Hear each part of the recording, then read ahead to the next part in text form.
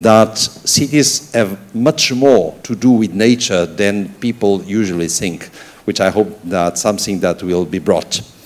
This is a rather technological session, but we will have no PowerPoints. We will have some short TED Talk-like interventions by our speakers, but you will have some technology to help you raise questions. You may be aware there's an application, Connects Me, allowing everyone to see the program and the list of other participants, to send messages, set up meetings, post questions during the sessions like this one, and vote and make live comments. This event code is 2604. So you log in, you click on select a location, you choose from the list where the session is displayed, and you'll find a leaflet in your bags explaining how this can be done. Other than this, be aware also that in this event, there is a tools room, which is a special area in the venue where there are demonstrations of these various tools and platforms that exist to help cities develop in a sustainable way. So participants are invited to try them out themselves. It's on the ground floor in the Darwin room near the Newton room.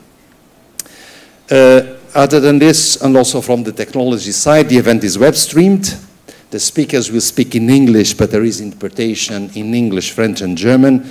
So participants can listen in those languages by selecting the appropriate channel in the headsets, and headsets can be found in the cloakroom. Please take out the sound of your mobile phones. I've already done that from my own. And tweet ad libitum about the EU Green Week in the hashtag EU Green Week, okay? So, starting on the session itself, allow me some first comments as moderator. And the first is, well, I'm convinced that urban dwellers in general enjoy nature, or they enjoy green in the city. But for many, it's just some tree somewhere, or a little park somewhere in the city. There's more about nature in cities than this, because they can actually be refuge for very valuable and vulnerable nature and biodiversity. So valuable nature does not exist only outside cities, and one evidence of that is that 1/5 of Natura 2000 sites, I presume you know what is Natura 2000, the largest network of protected sites in the world, launched by the Birds and Habitats Directives. Well, 1/5 are within cities. You can find rare and protected species in many gardens and parks, and very noticeably, you would expect, for instance, that you will find more pollinators in rural areas than urban areas, but nowadays that trend is in some places reversing because of the intensive management of the rural landscape when it brings less habitat, refuge, or more threats for pollinators. So there's quite a role for nature in cities. And other than that, it does increase citizens' well-being from several points of view. It actually can even strengthen the social fabric of cities, allowing places where people can get better social interactions. So the urban planning, when it integrates these synergies with nature and wise investments in urban green infrastructure, it can bring several benefits, and it also brings savings. And savings can come from several grounds. Think of climate adaptation, for instance. So some investments on green infrastructure can save a lot of costs if a flood comes in, for instance. So this is my take on the value of nature in the cities. Of course, be aware of this, the EU and the European Commission, we have several tools that help promote nature and biodiversity in cities, other than the nature legislation itself, the Natura 2000 network. For instance, we do have EU Green Infrastructure Strategy. We do have funding under the EU research and regional development programs for urban green infrastructure and nature. We have a project, the EU En Route project, which is on urban green infrastructure with a network of cities that are acting as labs for evaluation of ecosystems in the cities. And we will bring in some further work, such as some EU-level guidance on green infrastructure upcoming, and also some guidance on how to integrate ecosystem services into decision-making at all levels, and that can also include the urban level. So, big potential for cities to integrate or reintegrate and reconnect with nature. We are becoming more urban, and if we would have a world vision of cities only gray with nature just outside, I don't think we would be better off on any account. rather than having the cities also with nature within it. Now, these were my comments. I'll now start with our speakers, introducing one by one when they speak. The first one, here at my far left, is Patrick ten Brink. He's Director for EU Policy of the European Environmental Bureau. He will set the scene and make the case for integrating nature into city planning and citizens' lives. He will draw on his work on the benefits of Natura 2000, protected areas and green infrastructure, as well as on the economics of ecosystems and biodiversity for policymakers. So, Patrick, please go ahead. Great, thank you very much, Umberto, and thank you very much for allowing me to be here. You'll see that this is a different type of structure here where we're told no notes, no slides. So I think it's a very clever way of making sure we don't speak too long, because we'll actually probably forget half of what we wanted to say had we had the slides. Anyway, I won't forget my name. I'm Patrick ten Brink of the EB, European Environmental Bureau, which is an NGO. We have 140 members across all member states. In my past, I worked for about 20 years on biodiversity and its value in different contexts, so I'll try to build on that. And that work in the past has been across all member states, and we worked with a lot of really good sort of academic institutions, NGOs and government organizations to see what is happening where with respect to benefits and so on. So as Umberto said, I think nature is not just out there, outside of cities, it's actually in cities. I think 11,000 Natura 2000 sites cross over into the borders. 65% of citizens are actually within 5 kilometers of nature. Of course, 5 kilometers is not enough for everyday use, but it's already something. So it's a core to an integral part of European cities, and I think even half of the major capitals and 3/4 of the big cities have a Natura 2000 site in them. So the question is, what are the benefits? And what I'll structure my quick intervention in terms of first an overview of different types of benefits with some examples, and then what we can do about them, because one thing is appreciating what we have, and the other thing is doing something about it. So with respect to the benefits, we have a range of health and social benefits. We also have equity issues, because the health and social benefits are not equally shared across all parties of the population. So I think it's worthwhile remembering it's not a benefit necessarily for all. It's a benefit for some, but it could be a benefit for all if we do enough about it. Okay, so what are the benefits? I was going to start, and I will start, with climate adaptation. In the last few days, it's been super hot, so I've been looking for trees. The cities can be cooled through green infrastructure, through parks. They work as oasis. There's been a range of different analysis showing it's between 3 degrees, 4 degrees, 8 degrees city cooling. And in France, for example, in Lyon in 2003, they had a major problem with a heat wave that 80% higher rates of early mortality due to the heat wave, and they responded to it by building on the Rhone, around it some green infrastructure, some covered areas, and they've actually helped address quite a lot of the problems, as well as helping dynamize the area. There's another benefit which maybe is more apt for today, is that the cities are sponge cities, because they absorb water. And it's a core part of actually being able to deal with climate adaptation in another sense. The Chinese now are doing quite a lot on that, but I think Vienna has worked quite hard, and in other cities as well in Europe.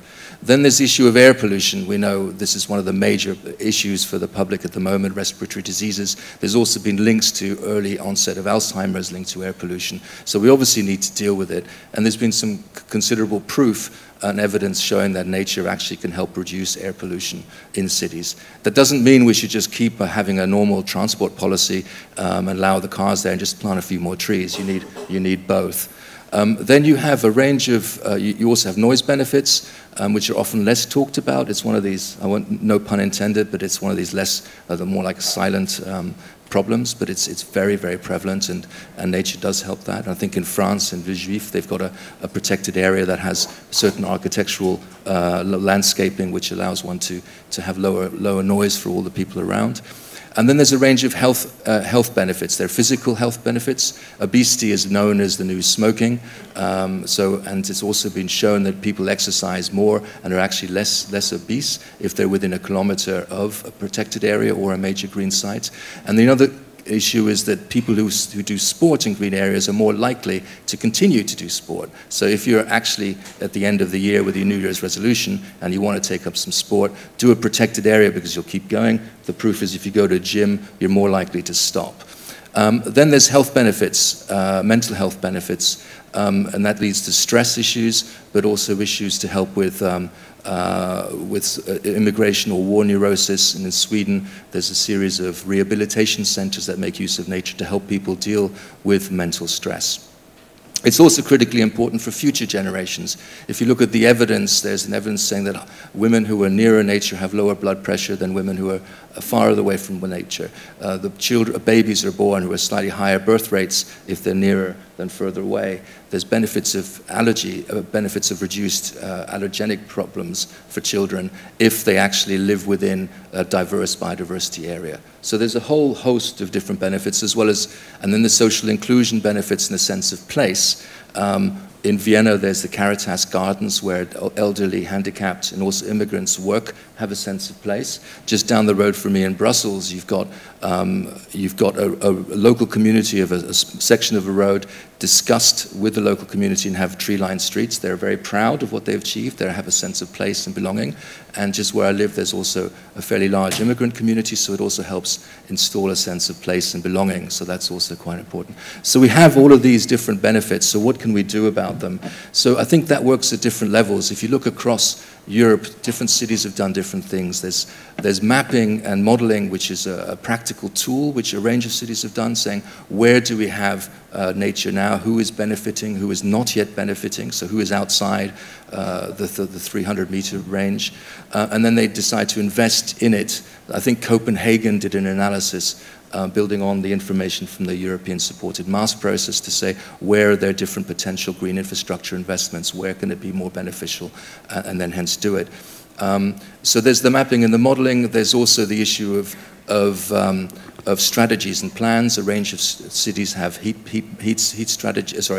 noise maps or air pollution strategies or climate adaptation strategies on a city level. And if you integrate nature into that, then it allows the various different sectors and skills to work together to be able to do that. And it creates a sort of a hook. So this leads to the issue of governance and collaboration. Environment is not just the issue for park managers to deal with. It's also a collaboration with health authorities. It's also a collaboration with transport authorities in doing planning. So there's a range of different ways where different people who don't normally work together can work together. And I think this idea of the joined up thinking and joined up collaboration is quite essential for ways forward.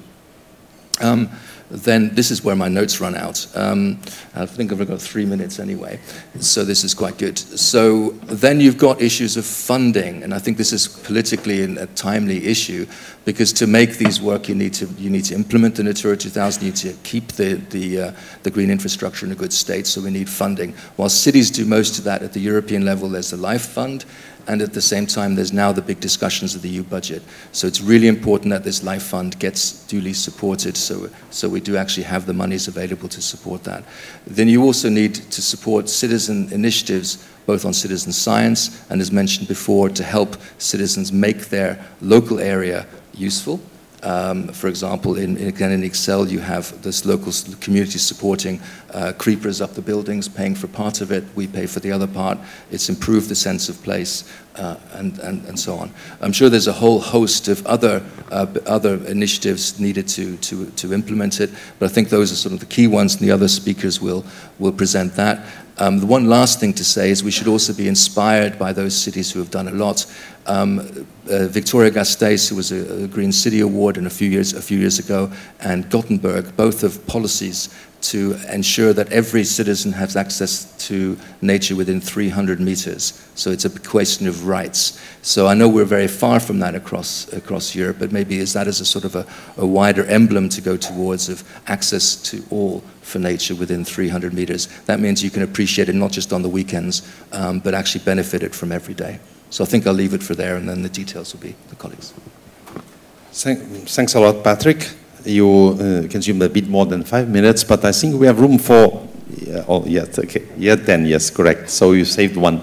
But we do have time for a couple of questions specifically directed to Patrick and his intervention that can come from the other speakers, from myself, from yourselves, and of course when our speakers will stick to that time, we'll have some chance for questions, and in the end we'll have some debate. From my side, I would abuse my moderator role just to say, and I think you actually gave the reply in the end, I was interested when you said of this ethical dimension of equal access to all these benefits. So in essence, that means we must spread nature more within the cities, including in the less fancy zones, so that everyone can have access to it. That's what you meant. Very well. Anyone wants to raise a question, Patrick, at this stage? Also not here from the table, so keep them from the debate in the end. We move ahead. Following now to Vilma Zilem, right here at my right. She is a researcher at the Barcelona Institute for Global Health. Current research focuses on healthy cities and health benefits of urban nature. So she will share with us her experience and work in Barcelona. So please, Vilma. Thank you. I actually do have some slides, so I guess I'll move to that.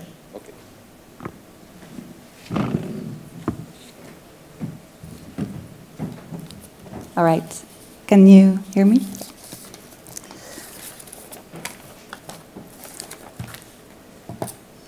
So, hi everybody, thank you for being here. I wanted to start with telling you that last weekend I was in this beautiful hospital garden in Barcelona. And this reminded me of a famous study that was published in 1984 in Science magazine. And this was about patients that were in a hospital recovering from gallbladder surgery. So about half of these patients were in a hospital room with a nice view of trees. And the other half of these patients were in another type of hospital room, but they were looking at a concrete wall. And so what happened was that these patients that had the green view, they actually recovered much faster.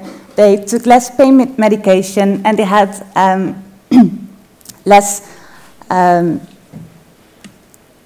complications after the surgery than the patients facing the concrete wall. So with this study, we could see that only a view of trees could already benefit these patients with their recovery. Well, and this always makes me think about my own window view. So the left one was my view when I lived in the Netherlands. It was green. I looked at a quiet garden. There were only some birds singing.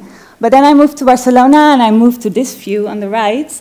And, well, it's quite the opposite. It's actually gray. There's quite some noise. And, well, it's sunny, so that's nice. So what I want to tell you with this is that when I moved to Barcelona, for me, it immediately became clear that some nature in the city could benefit Barcelona citizens. And, well, Barcelona is a lovely city, but it's also a very busy city. It's very densely built, and there's a lot of people living there, and there's crazy traffic, so the air quality is not always that good, and there's quite some noise. And people have limited access to green spaces. And actually, green spaces could provide some relief to these urban stressors and could therefore benefit human health.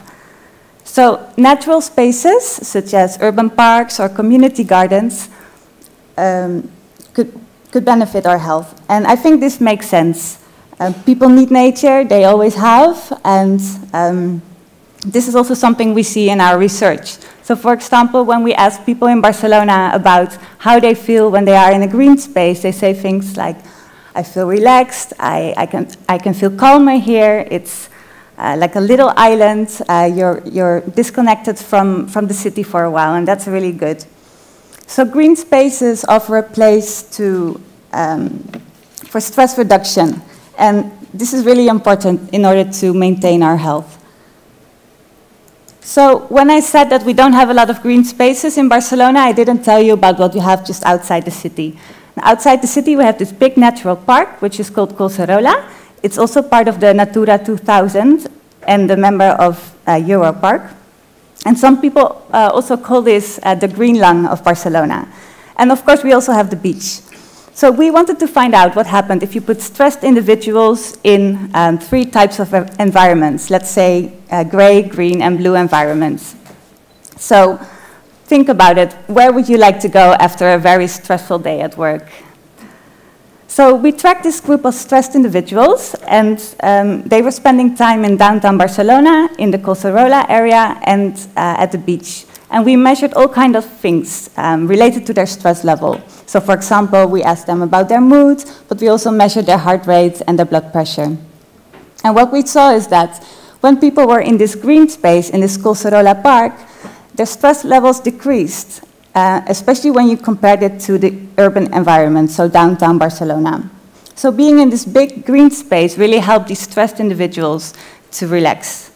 And also when we asked people specifically about the Collserola park, why they want to go there, they said things like, well, it's much nicer and bigger than the parks that we have in the city, and so it's more suitable for physical activity like running and cycling, and it's also much more quiet, so it really gives them an opportunity to relax and disconnect. And this is, I think, very important if you're living in a big city.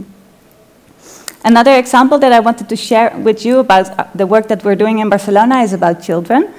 So we studied children in their schools, and we measured how green the school environment was. And we also looked at how well they were doing in school. So we looked at their cognitive development.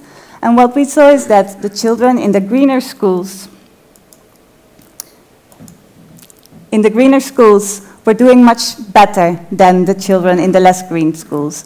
And I think this is really important because you need to give children a healthy environment to be in, to learn in, and if they have that, they will benefit from this for the rest of their lives.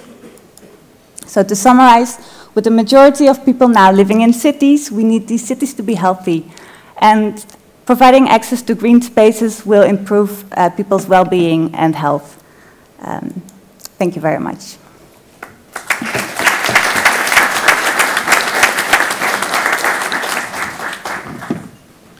Thank you, Vilma. Very inspiring. Invite any question to come up. There's one there, please. There are some people with microphones, please. The gentleman there. Yes. Please introduce yourself and raise a quick question. Hi, thank you. My name is Peter Ulrich. I work for RMIT Europe. And Vilma's experience, so I moved to Barcelona 2 months ago from the Black Forest in Germany, so a very similar experience. And already when Patrick was talking, I was wondering, I mean, all the evidence is clear to me, but I was wondering, especially now living in a southern city, what are the potential for greening the cities, taking into account actually different planning cultures and history? Because when I think of Madrid, Barcelona, Athens, those are very differently planned cities, and they're much more dense. So, you know, have you encountered, do you have recommendations for how you can deal with that challenge of actually greening also a southern European city and that planning culture? Thank you. Thank you for your question, and welcome to Barcelona. Yeah, that's a good question. So my expertise is not per se in planning, in urban planning, but I do recognize that some of the evidence we know for some cities do not per se extrapolate to other types of cities. So I guess for Barcelona, for example, because it's so dense, a good thing that we can say is, for example, people walk a lot there.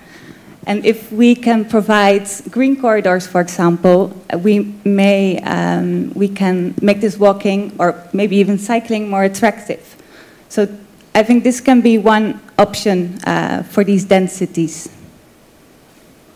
We have time for another, if that's the case. My own question will be, please then.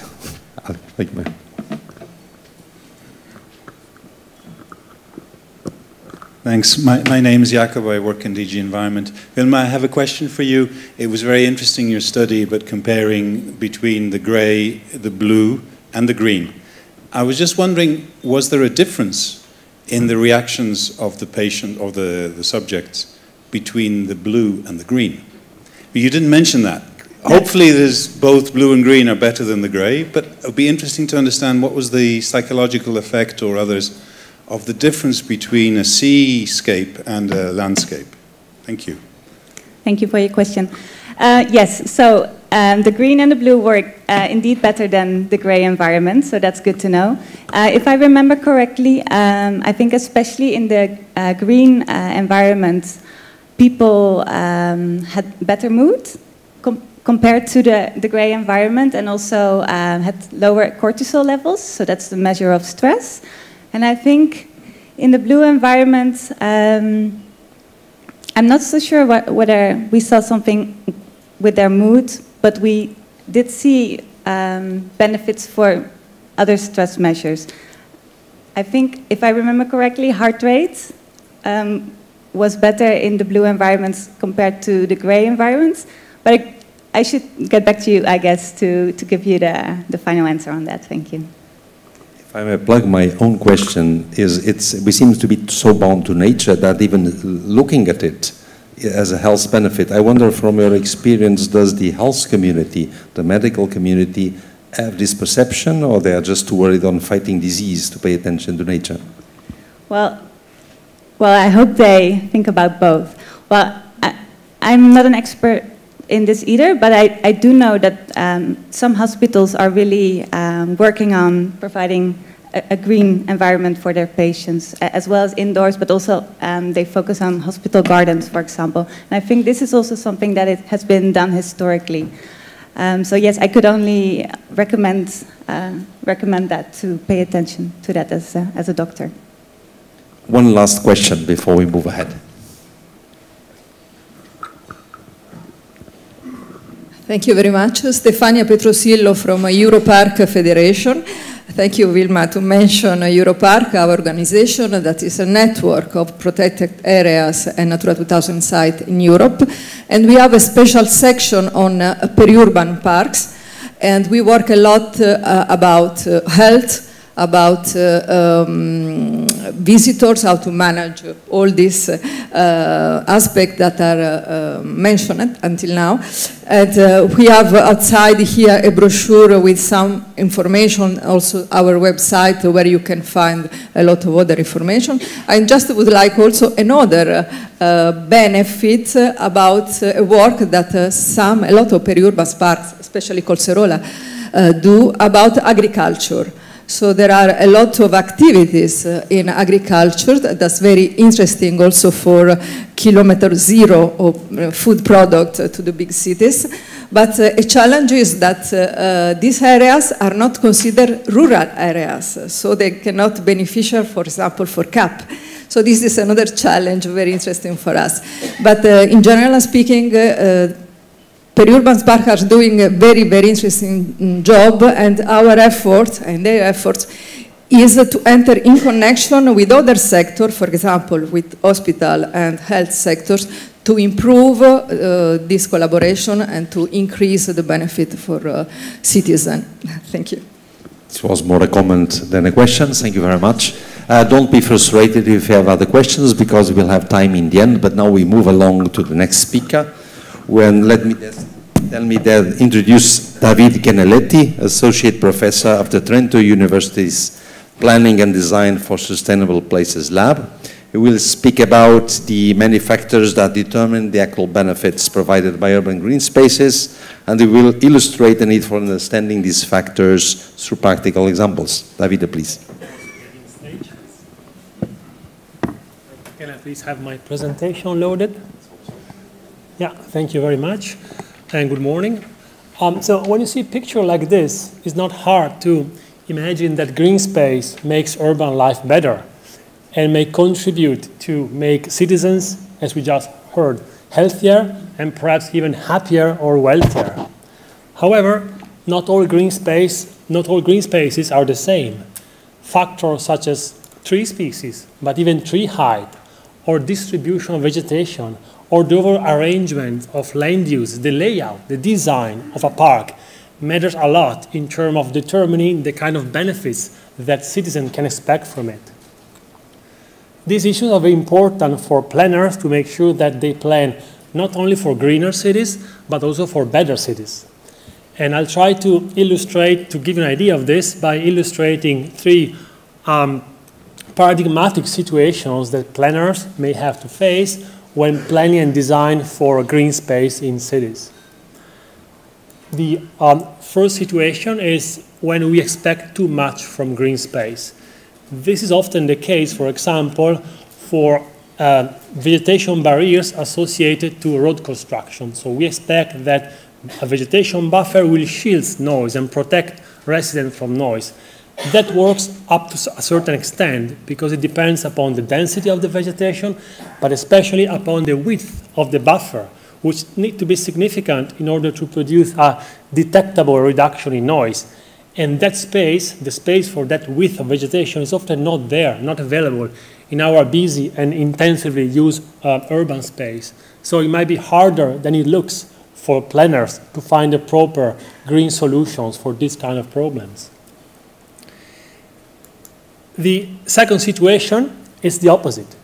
It's when we actually can get a high gain, high benefits from a relatively small urban intervention, from minor revision of the urban layout that do not require a significant amount of land, of space. And I'm building on the previous presentation here, you can see, to show that a classical example is green space surrounding schools. We just learned that it contributes to improve kids' cognitive development, not only when they experience it, when they go out and play with it, but also when they simply look at it from a classroom window. That means that planners have a huge opportunity to make a significant impact with very minor arrangements in the urban setting, maybe just building reallocations. So examples like this show the kind of opportunities that planners should seek in order to maximize the benefits that citizens can get from urban space, from urban greens. Finally, the third situation is where the relationship between green areas and the expected benefits is complex.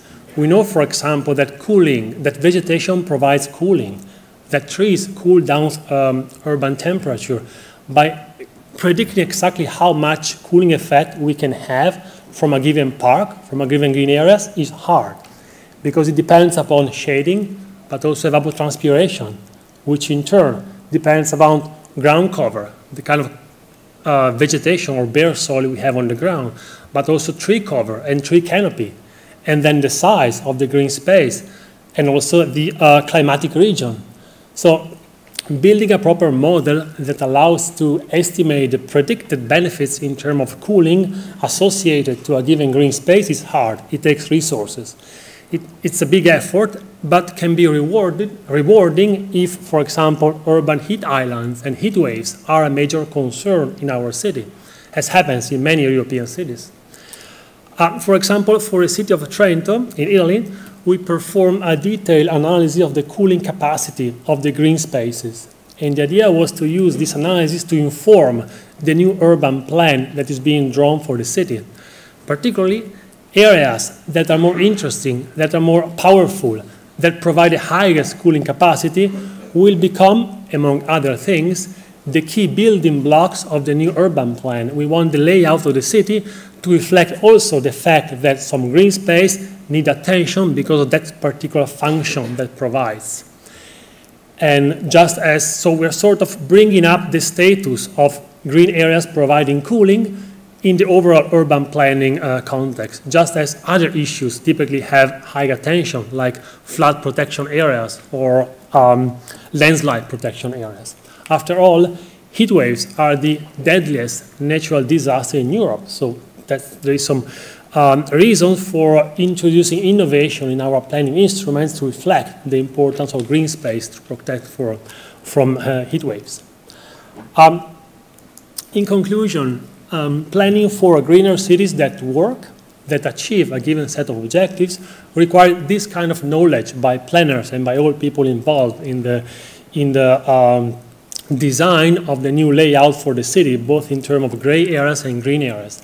But I would say it requires also awareness by citizens in order for them to advocate for the right type of green space in the right or in the most suitable places of the town they live in. Thank you.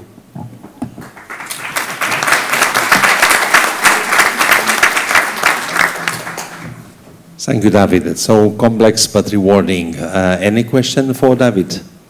From the ground, from the table? My own question, David, because I always have one, is I understand that it's you don't always get the benefit you were expecting, but in your perception, there's always a benefit if you go greener, or in some cases it can be counterproductive. Well, there are disservices. So the fact that the green space may attract, for example, mosquitoes, or may cause allergies. I guess my main point is that you need to have your objectives clear in order to work out the specific design, size, characteristic, and location of the green space you want to have. And especially as a planners, you need to pay attention to the, let's say, the so-called low-hanging fruits.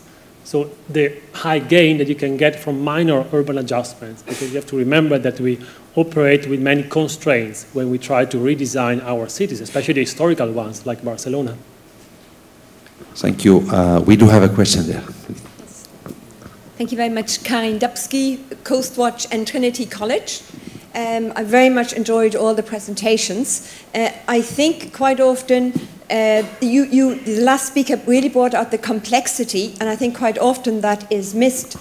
And also the education we're giving our planners. I was teaching a master's course in Hamburg Hafen University, and I was absolutely perplexed of the baseline knowledge on biodiversity of those coming in was very, very low. So the question is, what could be done to give better education to our planners in their primary degree so that they understand blue-green infrastructure and don't just think that a view of a beach, a busy beach, smells of people and suntan lotion. It would not trigger happiness. But if you went to a little cove at the edge of Dublin and you saw a blue-eyed limpet gnawing on kelp, you would be happy.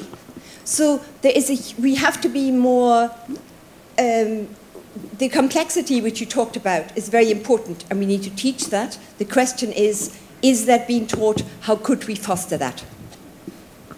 Thank you, David. You want to comment?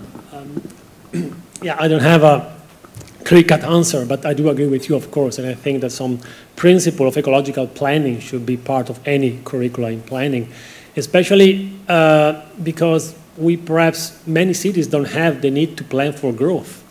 And I guess some planning schools are still teaching planning as we basically need to plan for growth, for population growth. But we now need to plan for cities' readjustments. And that perhaps makes room for leaving more opportunity to learn ecology or the basic principles of how ecological and social systems interact. We have time for another question. Here in the front, please. Thank you very much for your presentations. I am Cecilia Herzog from Rio de Janeiro, Brazil. And I wonder if you, in your research or in your planning or teaching, are considering climate change in the benefits that nature brings to the cities and how nature-based solutions can help with that. Are you doing that in some manner? Because I think we have some pressures here with more heat or more water or no water and so on. Mostly in terms of climate adaptation. And I would bridge up with a previous question saying that, for example, urban climate planning should be a basic topic in all planning curricula nowadays. And yeah, I personally work mainly on climate adaptation, like the effect of green infrastructure on cooling that I showed before, and I'm not so much a mitigation expert. I see a further hand. Yes, a quick question can still be taken, then we move ahead, please.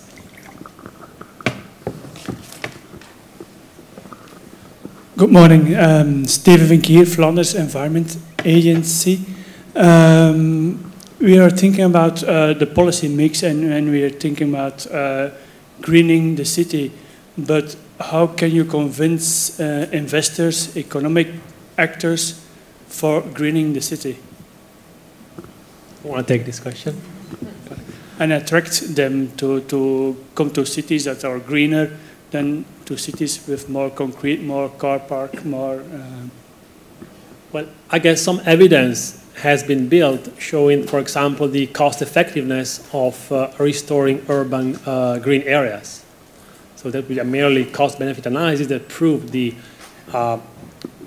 economic return of restoring that case. In the case I have in mind, restoring green area. I guess the same could be applied for making new areas from scratch. So I guess this would be an obvious answer. I don't have anything wiser at the moment. I think we can pick up on this kind of debate in the end. But now let's move ahead. It's time to listen to Gitte Korzuise. She's an urban ecologist in the city of Utrecht. She'll talk to you about her work in the city of Utrecht that aims to bring citizens closer to nature. She's also co-chair of the Eurocities Working Group on Green Areas and Biodiversity, and I think you have a lot to share from her experience there too. So we're very happy also to have with us someone from the city of Utrecht that hosted the opening of the Green Week just 2 days ago. So please, Gitte, go ahead. Yes, I'll just stand up. I think I'll move over this direction. I prepared the TED Talk as was instructed in 5 minutes, and my personal record is 6 minutes and 10 seconds, so bear with me. I'm very pleased to be here, and I'm very pleased also to bring a little bit of Utrecht to the EU Green Week in Brussels. We had a very nice opening day last Monday, so we share a lot of warm memories and a lot of inspiration. I came here today to tell you something more really on nature, plants and animals. I'm an urban ecologist. I work for the city of Utrecht, and I'd like to introduce to you the principle of yes, in my backyard, as opposed to the principle of not in my backyard. I hope you're all familiar with that one, and if not, then we'll talk about it afterwards, please. So yes, in my backyard, I brought 2 examples from Utrecht. What I'm trying to do in Utrecht is to inspire people, to show them that nature is close by. Not only in the Natura 2000 parks we have surrounding a little bit more than 5 kilometers away from Utrecht, but it's really near your doorstep, it's under your roof, it's in the parks, right across the street. And the first example, I guess I have to show. Yes. It concerns this device. It's a bed logger. It records bed sounds. Beds make high-pitched sounds which we normally can't hear. This device records all those sounds and stores it so that later on experts can monitor which sounds are heard and which species those sounds are made by. This device hopped along 50 backyards in Utrecht, and with this device we discovered that we had a lot more of bed activity in our city than we previously thought. So for an urban ecologist, this was a nice surprise, but the second spin-off I would like to tell you was that the complicated. Yes, sorry. Lost my story. The second effect we had was that the citizens who had the bed logger in their backyard were very enthusiastic about the beds they found in their backyards.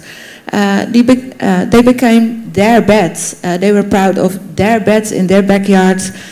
They were discussing how many beds did you have in your backyard. At birthday parties, they were asking me, well, did you already have the results? And well, I thought I had that bed, but I also had that and that bed. So it really came alive for the people who joined this in research. And I think that's the feeling I want to have in my city. They got the feeling, yes, I've got nature in my backyard. It's not in the parks far away. It's not Europe rescuing nature with the biodiversity goals. No, it's in their backyard. So the second example I have. Oh, these are the results. Sorry, I skipped that one. You see several pie charts with different colors, and as it becomes more brown, there's more colors in it. There's one person who had 9 species of bats in their yard. My yard came to 7 species, but I monitored several nights longer than the other people. But this makes really visible that bats are present in your city everywhere, and I guess that's the same for all cities in Europe, and all bats are protected under the Habitat Directive. So there's no city in Europe, I guess, with no protected species. Red alert. So the next example I would like to tell you is on a website. In Holland it's called waarneming.nl. You might know it as observado.org. It's a website on which volunteers can collect their data on plant or animal species they've seen outside. And we made a local page for the city of Utrecht, so it would be more accessible for Utrechters to see which plant or animal species have been seen in the city. It's also an invitation for people from Utrecht to send in their observations. So if you see the first common swift arrive in your city, report it on this website, and then everyone knows you're the first. So yes, it was in my backyard that common swift was first seen. But it's also nice to see what's in your pond or in your park right in front. Butterflies are also very nice to know all the observations about. And this collects all this data together. It stimulates people to collect it, and it helps the city to use this information in their policy. So it helps also to make the nature in the city stronger. And my closing remark would be that I think we need to show the citizens in our city that nature is close by. If they warm up to nature in our cities, they also warm up to nature outside of our cities. We still probably won't reach our biodiversity goals in 2020, but I truly believe that we should start in our cities to hopefully meet those goals in 2030. Thank you for your attention.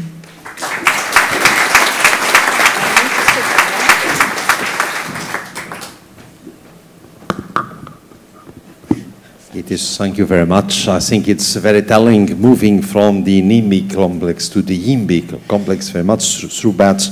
I just wonder, I do know some people that happen to fear bats. Do you think that when becoming my bats that can change, or lost cases in some way? Definitely. I'm really truly convinced. Of course, if you have a bad experience, it will take a lot more time to convince you of the use of bats. But in my city, I have a lot of people who are neutral to bats, and I can show them they're very nice animals. They do a lot of ecosystem services. Of course, the mosquitoes are the most favorite ecosystem service in the world, or at least in my bedroom. Yes, they really warm up to bats, and especially because they never saw them. It's a mysterious species, and now it's just an exciting species. I hope that can apply also to frogs, toads, and snakes. I happen to have been an herpetologist in the past. But I wonder if there's any question. There's one there. Sorry, there I don't see you very well because of the light. Yeah, okay. Hello. Zbigniew Kaczkowski, University of Lodz, Poland. I'm very glad from your presentation, because after first 2 presentations, I was thinking that maybe sometimes we are thinking a little bit too much only about macro scale in the cities of the nature.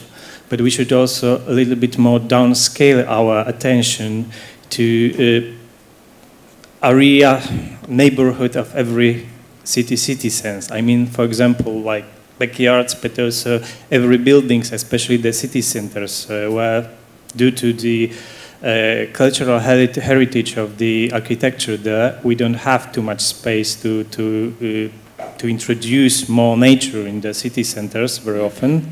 But we could do, for example, like using climbing plants, and by them also not benefit only by the nature, but also benefit, for example, by decreasing the heating costs during the winter time, and by benefiting of the cooling effect during the summertime. And this is something much more feasible in the city centers. And it does not need to such a huge investments like, for example, creation of large green areas in the cities, which of course are also a key issues and should not be skipped or missed. Thank you.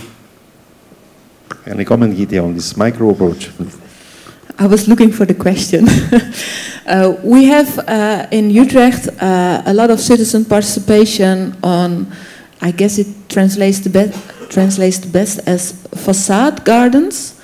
So if you have a pavement, the first tile of the pavement, nobody ever walks there because you just hit the wall. Those are excellent places to grow plants.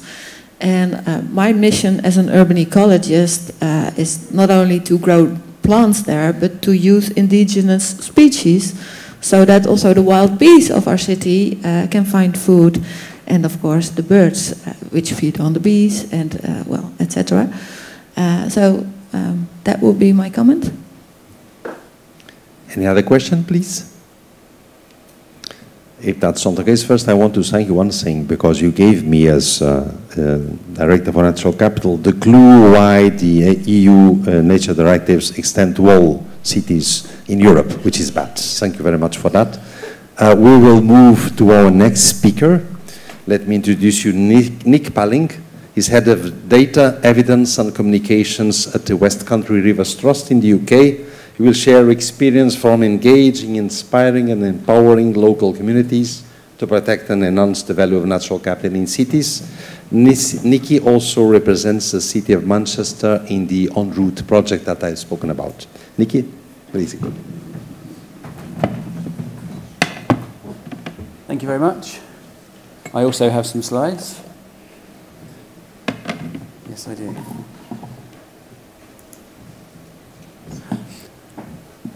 Okay, so for the last few years we've been working to study and try and understand where the social, economic, cultural and environmental benefits that people living in urban landscapes get from the environment around them actually come from. Try to understand how that process works so that we can work to enhance it. And what we've done is we've developed a truly collaborative, evidence-based natural capital approach where we work with citizens and community groups to develop a shared understanding of the place in which they live and to develop a shared vision for the environment in that place in the future. To try and understand the way that environmental benefits are derived across the landscape, we developed a series of indicators, 12 indicators relating to all sorts of different aspects and benefits that can be provided. And we use this to try and understand where benefits are being provided, but perhaps more importantly, where they're not being provided. And we use this tool to try and understand where, therefore, we might go and deliver our interventions, our actions on the ground, into the areas of greatest need, and potentially where there's the greatest opportunity for a return on investment in individual benefits, but also in multi-benefits. So as you can see, once the benefit wheels, as they're presented in wheels, we have reinvented the wheel in this case. Once they're calculated for a neighbourhood or communities across an urban landscape, in this case this is the top half of the City of Manchester, you can start to ask strategic questions about where the real need is and where specific types of interventions could be delivered to give us that high return on investment in a multitude of potential benefits. Now we've delivered this method in a whole series of urban landscapes across the country, across the UK now, but I think it's fair to say that we face a very tough challenge if we want to see the vision that we've co-created with our local communities become a reality. Particularly in the UK at the moment, the political and funding landscape for the environment is a challenging one on top of already a wicked problem. Getting green infrastructure and blue infrastructure into some of our urban spaces is going to be really hard. It goes without saying. However, there are some good news stories out there. In the City of Manchester alone, there are already around 40 case studies of where green infrastructure, nature-based solutions have been delivered to improve the environmental benefits that people experience. This is a community garden in a ward called Hume in Manchester. Hume was, 20 years ago, was the most socially deprived community in Europe. And so there are positive steps being made. However, when you look at strategic information on natural capital, is there a greatest need, then it tends to take you to the places which are the most challenging to work in. This is a photograph of the Northern Quarter in Manchester, which is probably one of the most culturally vibrant, creative communities in not just Manchester, but the UK more widely. And there is huge ambition amongst the local residents for the Northern Quarter to become a really rich and vibrant environmental space as well. However, there is almost no space in the Northern Quarter for greening. And so that necessarily you need to come up with much more innovative solutions. This just shows some... we thought the Northern Quarter had no nature in it, but when we ran a workshop with the community, they deluged us with information about where nature is. Really the focus for us, we're a Rivers Trust, an NGO in the UK, and our main focus is naturally focused on the water environment, particularly on urban water management, delivering SUDS and climate resilience adaptation measures to try and make our cities perform better in terms of water management. And this may or may not work. It may not work. So essentially this slide is to show that what we use models to try and identify, oh, here we go, something's happening. This shows a flood, a surface water flood, a pluvial flood, a rainfall-derived flood developing over a 4-hour period in Leicester in this case. The reason we use these models is we want to target our interventions and tailor them into exactly the right places to get the benefits that we want. Where is the water coming from? How much water are we talking about? And then we can start to actually go and talk to local residents and local people who are suffering these problems and start talking about where can we deliver small-scale, nature-based solutions to try and mitigate these problems. And in this case, showing how we're looking at front gardens in particular, which in the UK there's a propensity to turn into car parking spaces. So this shows some designs for small rain gardens that we're developing in an Interreg project, a European project called Sponge 2020. I think it's safe to say that Sponge 2020 used the word sponge before the Chinese did, but I'm not sure. But by working to co-create, co-design and co-deliver these small-scale solutions, if we can deliver enough of them, then there's evidence that we can actually into the right places. Then there is evidence that we can deliver really tangible, measurable improvements in the regulation of the water environment. And co-creation is a tough thing to do, but when you ask people what flowers do you want and how do you want this to look and do you understand the benefits of this feature, then clearly they very often respond very positively. But the key thing with these rain gardens or other sustainable drainage solutions or climate adaptation measures is they don't just deliver that primary objective of water management. They also deliver a whole raft of other benefits, and we're trying to develop that evidence as well, but communicate it in such a way that normal people, citizens can understand. So a rain garden delivers improvements for wildlife. It improves, cleans and cools the air. It delivers other secondary benefits of health and well-being, and it improves local economy so that local businesses can thrive. So I think my message is, if in the emerging political and funding landscape that we've got, it's all very well developing a vision for the future of our cities and urban spaces, but we don't really stand much chance of those visions becoming a reality unless we work together with local citizens and civil society groups to really empower them, inform them, and inspire them to take action and work with us to deliver those solutions.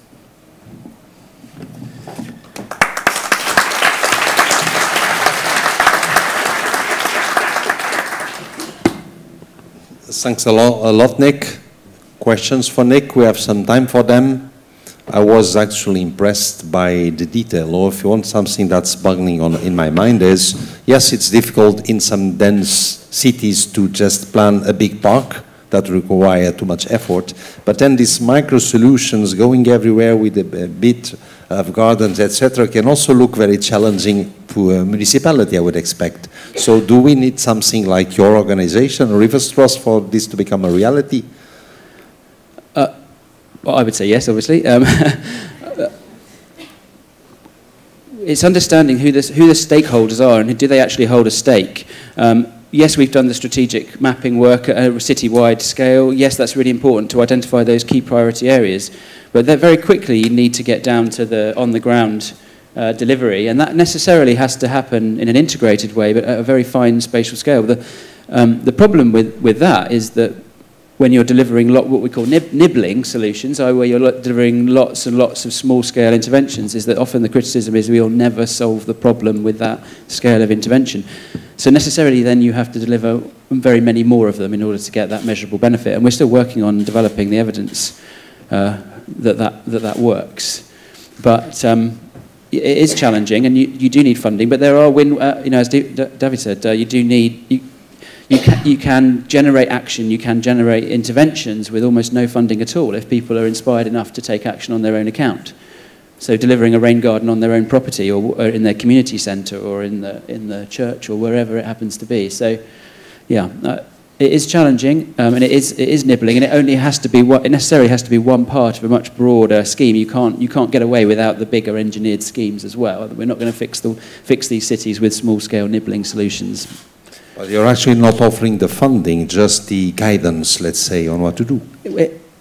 The evidence that we produce and the conversations that we have with the citizens and the stakeholders, which include local businesses, is about building that vision of what the future might be, but then plotting a course. But what are the enabling conditions? What are the things they need to find? And one of those things will be that they need to find some funding.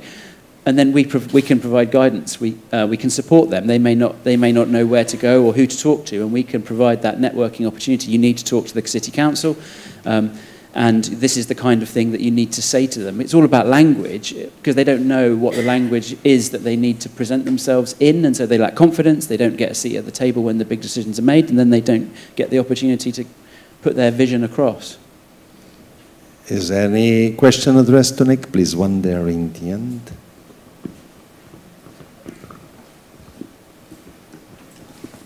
Thank you. Hello, I'm Liz Mills. I'm an independent policy analyst and an associate of the Institute for European Environmental Policy. Currently living near Bath in the UK. And just to say that the City of Bath has a really interesting project called Waters of Bath, excuse me, which is trying to set up or install a lot of urban fountains. Bath is known for its watery features like the Roman baths and is called Aqua Salis originally, but has no really big urban fountains. And it's becoming very difficult to collect enough evidence to show, for example, whether or not urban fountains influence air quality. So intuitively, we know that when it rains, it cleans up the air, and probably the fountains will have some kind of beneficial environmental effect, not only good for tourism and so on.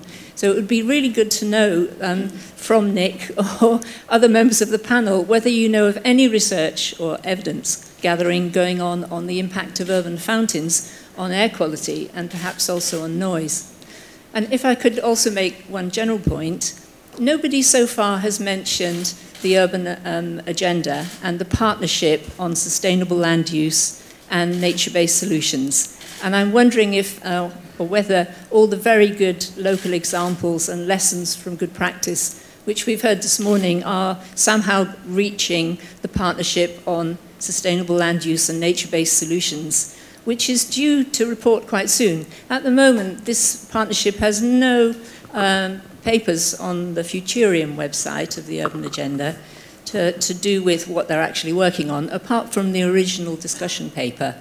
And we know that draft actions are available soon. So are colleagues involved in that? And how do we make sure that these excellent messages coming from the local examples from these cities reach those people who are drafting recommendations for the Commission on how to improve the European policy instruments?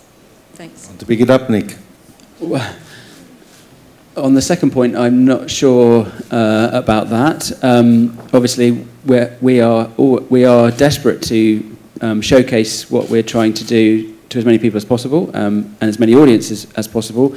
Often, when you're trying to put enabling conditions in place to empower local communities to take action on their own account, it's all about putting those winning hearts and minds. And really, you have to pitch over and over and over again to a whole series of audiences and as many people from as many different levels in the hierarchy that you can win over to your cause, then so much the better. So always happy to communicate and integrate what we're doing with as many people as possible. On the first point, I'm aware of the work that I think it's Bristol Water, is it, that are doing supplying drinking water, public drinking water facilities in Bristol and Bath, perhaps.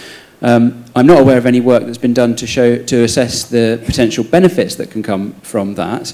But what we've done through our local collaborative natural capital approach is create a framework which allows local groups or initiatives to undertake monitoring and evaluation on the work that they're doing in a natural capital framework. So what we've produced is a series of tools that should enable any project or initiative or activity or community group to understand the importance of monitoring and evaluation and translating those benefits that they've identified into a natural capital language, so that they can showcase what they've done. They can showcase to as many people as possible what they've done, what they've achieved, and then obviously win further support in the future. So I don't know about any research on that particular subject, but hopefully the tools that we've created could be of huge use in helping local groups or projects evaluate what they've achieved.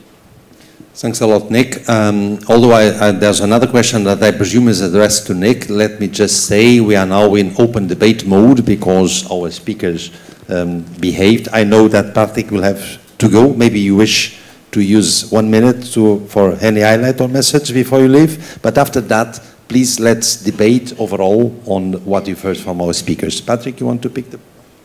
Sure. I mean, first of all, thank you to the other speakers. I thought they were very, very interesting. It'll be interesting to see how each of these tools work. I think my key message at the end is how can we move from the 65% at 5 kilometers to everyone at 300 meters?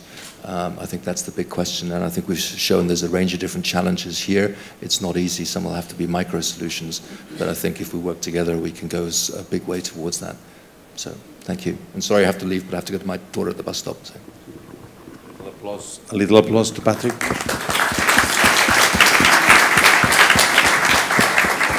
And that is, remember you have the Connects Me application if you want to raise questions. I think I have at least one question already there, but let's now pick this question and go on with debate. My name is Sofia Cordeiro from Lisbon, and we are working on a large affordable housing program. So Lisbon is a very consolidated city with taller buildings, so not very many people have the chance of having a backyard. And so to address our water management, we are doing a very large concrete investment in drainage in the city, but we would like to work on the micro solutions that people can implement.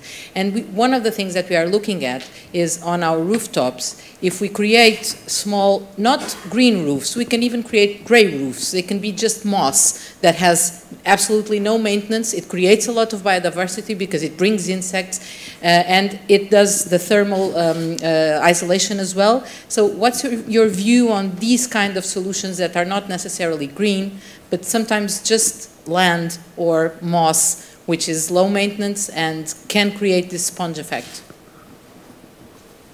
Please.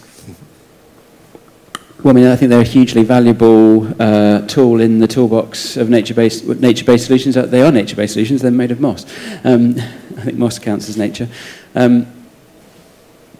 You're hugely constrained by the landscape that you're trying to improve, and obviously you want to deliver multi-beneficial interventions, of course, but you can't do that to the detriment of not delivering the primary objective of what you want to do. So if you want to create water storage facilities on roofs, I mean, someone recently said to me, well, why don't you just put big tanks on roofs that hold water? Well, that's fine. I mean, if that's what you want to achieve, then do it. And they said putting a load of soil or plants on the roof actually just takes up storage capacity for water, so don't do it. Obviously, I wouldn't subscribe to that because I think that there's an opportunity with a green roof or a nature-based solution being delivered on a roof where you can actually tick a number of boxes that way. But again, not to the detriment of that primary function that you want to achieve. So, I mean, green roofs, we're talking about in the northern quarter of Manchester, they're talking about, I mean, urban water management in Manchester is way down on the agenda. I mean, they are considering how much it rains and how bad the drainage network is. They want to talk about nature, but really the huge social problems in Manchester that they're trying to deal with, talking about nature seems sometimes a bit of a spurious direction to go off in. But water management is really low on the agenda, but in the northern quarter there's almost no space. So we're talking about green roofs, green walls, hedges on pavements, street trees with huge cavernous pits under the ground. And it doesn't have to be a nature-based solution, dare I say it. Sometimes you just have to deliver a solution that delivers something useful for people, and if nature, you can't fit nature in, then then fine, fit nature in somewhere else, but you can't, sometimes you've just got to deliver because you've got to protect people from flooding, for example. Well, thanks a lot. Let me try to set a bit the stage. I see some hands, we'll pick them up, but set the stage of what's the overall discussion in essence, which is how do we make this serious business for politicians and for decision makers? Because yes, nature, biodiversity, we all love it, but for many, oh, that's just nature. Then there's the real stuff like water management, health, and so forth. So how do we make this green solutions as serious as grey solutions, as politically rewarding as grey solutions? Maybe this is what is in the back of our minds. But I will start by a couple of questions I've got here in the application, then we pick a couple more from the stage, and then our speakers can join them up. Yeah, this is one of them. You can read it for yourself. How to convince local businesses and outside investors on the direct benefits of greening the city. What more than healthy citizens? And I had another one here from Julie Delcroix, which was what evidence and knowledge is needed to mainstream across Europe nature in cities and its multiple benefits. Actually, are we already there? So keep in mind these couple of questions. I've seen a couple of hands that I think we can group. One there, there's there another one there. So let's first here, voila.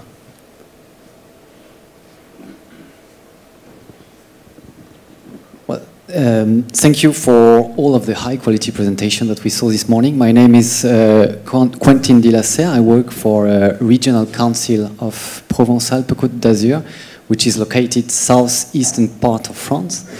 So all of the presentation were about the multifunctional benefits and the multifunctional aspects in general of nature and city, and on the need, and I would say on the urgency to raise awareness and also to convince elected officials, urban planners, technicians from public and private sectors, but also citizens. And from that, I'd like to briefly present, explain a project that the region is leading, the Nature for City Life project. So, of course, it's about developing and strengthening green and blue infrastructures in 3 major metropolitan areas of the region. The project is funded through the LIFE program. It's led through, by the region, of course.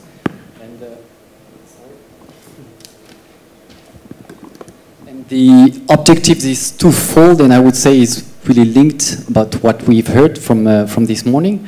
So it's about informing and raising awareness based on demonstration sites, of course on the multifunctional aspects of nature and cities and in the face of climate change. And the second objective is to develop a climate, urban, biodiversity, participatory approach to integrate citizens. In some urban planning project or urban planning strategies. For instance, actions like the development of a massive online open courses is planned. So you could, of course, all participate to this MOOC. Trying to integrate through this participatory approach concretely citizens through 15 to 30 urban projects to integrate more nature, develop walking trails on metropolitan areas, just to show and just to raise awareness, just to inform people about what is nature around them. So thank you very much. Thanks a lot also for bringing up a LIFE-funded program. Actually, I hope that both the current LIFE program and the future one will keep bringing funding opportunities for urban and green infrastructure. I had a request there, and then there's another one in the front, and then we'll get to it. Hello, thank you very much for all of the speakers. My name is Hadil Ayoub, and I work at a company called Revolve, a sustainable communication company here in Brussels. And I'll try to keep my question brief, but basically I heard a lot of talk this afternoon about access, and specifically measuring the issue of urban green space in terms of access, 300 meters, 1 kilometer, how far is it, how close is it? But there hasn't been enough talk, and this is an issue that I think about often, is about the quality of the green space. And it is not enough to build a green space close to people, but you also have to constantly maintain and manage this green space, and also has to be green space that is appropriate for the community in which you are building this green space, because not everything works for everyone. And so how much is that considered? And also, I guess this is also a policy and funding and legislation issues, because you need to think of ways to maintain this green space so it doesn't fall apart. And the other point that I always think about is the issue of gentrification that always seems to be discussed when we're talking about cities and green spaces. So how are we all thinking about this? Thank you. So, alert on maintenance and quality. Huh? And then we have our representative of Rio de Janeiro again, please, in the front.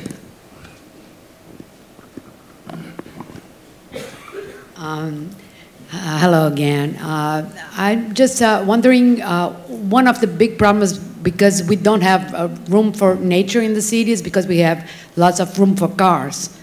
And we are not talking about this, I didn't hear anything about this in this panel, and I almost never listened to the comparison of what space the cars take in the city and what are the impacts of all these parking spaces or circulatory ways that cars take for cities, that sometimes taking one lane and bringing nature in one lane may help cities cope with so many other problems.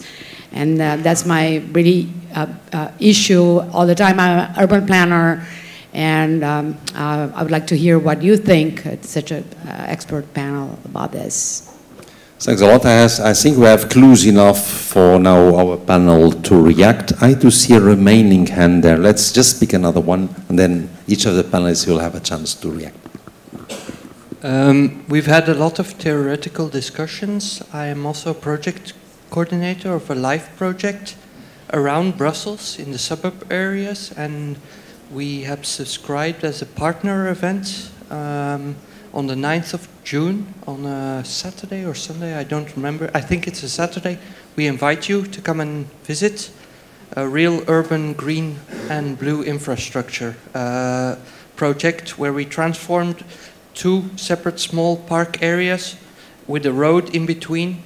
After negotiation with the citizens, we were able to eliminate the road, even though they had to drive around, which was not very easy. And we actually brought up the river from an underground river, not visible, into a sort of open water biodiversity area with playing grounds for children and so on. So come and visit the project. And we will also, this is part of the Green for Grey LIFE project, and we will also be presenting on the quote there, the seminar on nurturing nature for sustainable cities next week. So if you want to hear about our project, please come to those 2 events. Thank you. Thank you. That's also an example of less space for transport and more for nature. Yeah? But we will now pick the same sequence of the intervention of the speakers. So, Wilma, please. Thank you. Okay, so let's see where to start.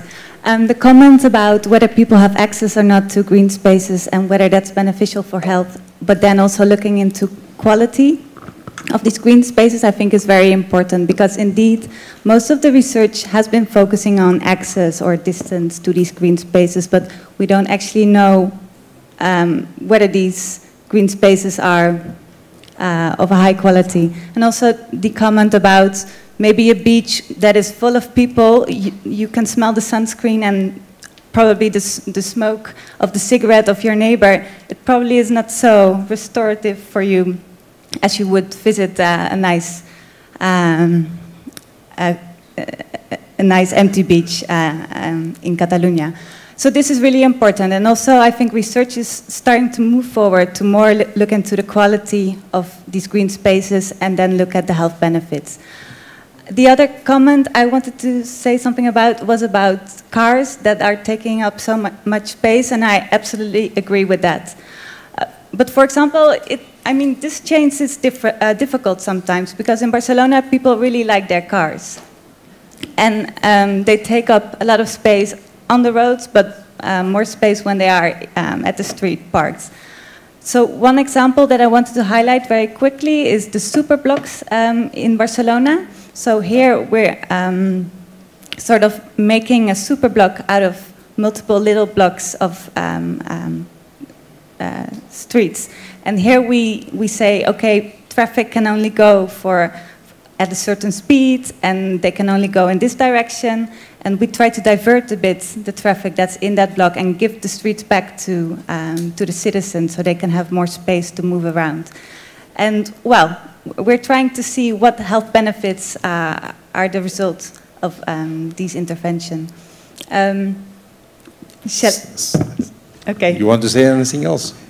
If no. you're quick, you can say it. I don't remember. I will. David, if you remember Indian, you'll have 1 minute, please. All right, so I'll take a few questions. Yes, I guess I'll start with the one that was submitted via the system earlier. Please, yes. And the question was how we can convince also business and shop owners about the benefits of green areas.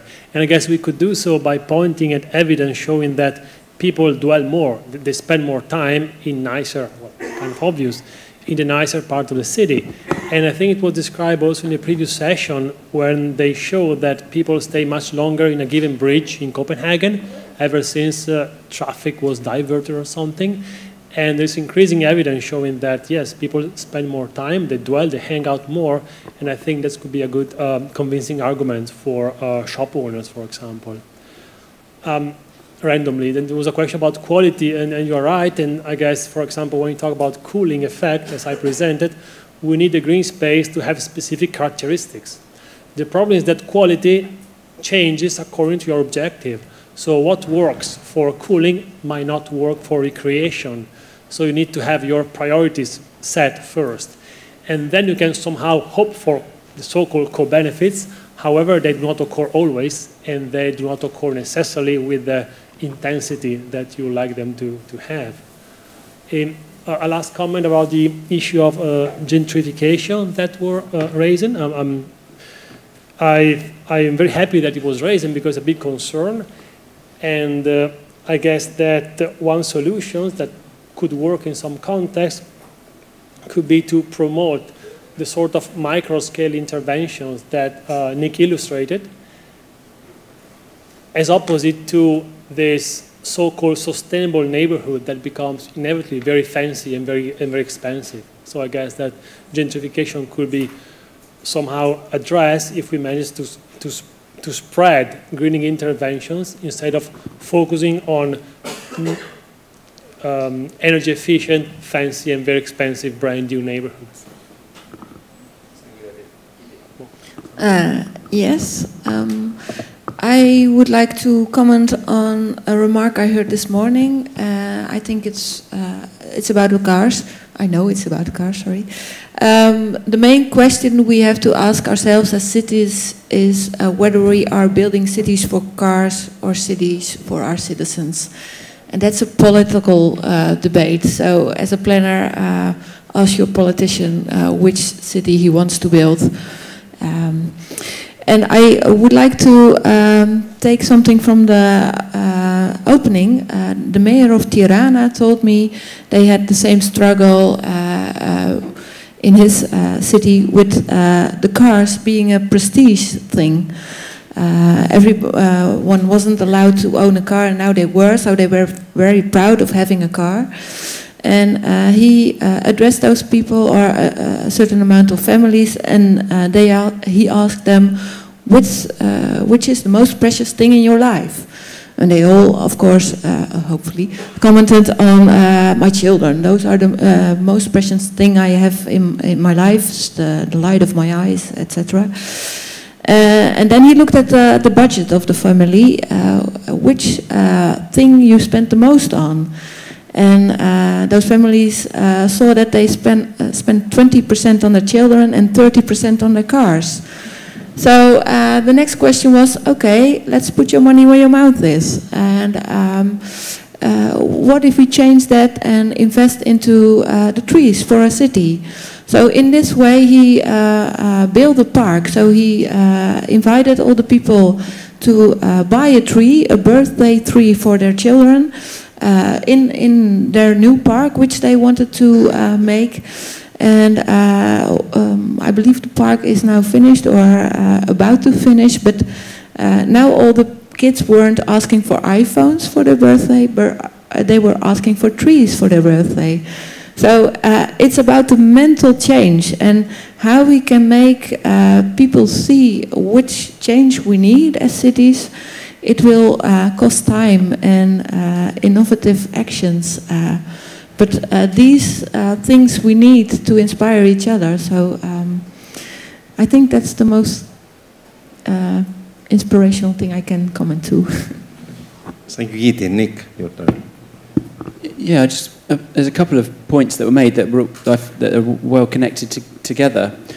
Absolutely, the question was asked: how do we look at the value and the way that assets perform to provide benefits? We absolutely do, and we make it part of the conversation we have with citizens. So we need to understand what their view of the existing, well, it's jargon, but the assets, the natural assets that they already have around them in the landscape.